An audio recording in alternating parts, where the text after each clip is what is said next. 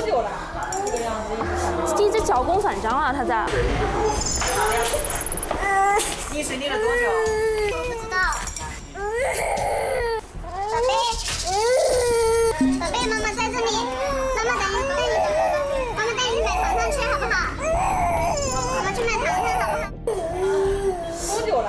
这个样子一直脚弓反张啊，他在。多久了呀？就从那边医院那边过来一直多久了？1个小时？没有1个小时吧，应该。1个小时一直是这样子的，是吗？好了，宝宝，妈妈在，没事，宝宝，妈妈在。持续了1个小时是吗？瞳孔不好。对，是的。开静脉，血常规肝肾功能，电解质、血糖、血气。喂，我这边有一个溺水的病人一直脚弓反张，你下来看一下他吧。好的。要打针剂吗？打。体重多少呀？体重22.6斤。来，你头这边固定一下，这边抓住，不要让它动。好了，宝贝了。 50毫克卢米娜啊。来，好了，这里一会儿。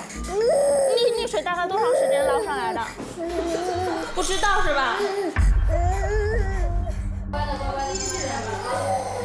他什么时候溺水的？1个小时前。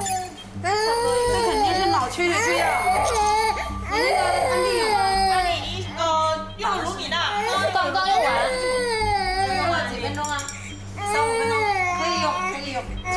几公斤？11公斤，3毫克。天哪，他那个球筋膜都水肿了。你那个钢水先上。我先把安利上去啊。安利3毫克啊。我整得很厉害。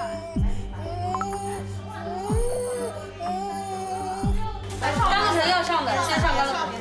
不需要把它。那个甘露醇啊，就是用镇静药让他睡着了才能去做检查的，明白吗？对的。那他是掉到那种湖里了吗？还是水库这种？不是水库。水桶是吧？不是。那是什么？是那种小河沟。小河沟的水是干净的吗？不是干净的。他需要进 ICU 的啊。有可能就是脑部的话，你这个溺水之后出现了缺氧啊之类的。进 ICU 之后就是要做脑保护。做脑保护的话呢，会给他就是降颅压啊，就是一些药都会用上，但是呢，这个愈后不一定好的。脑损伤会影响智力发育。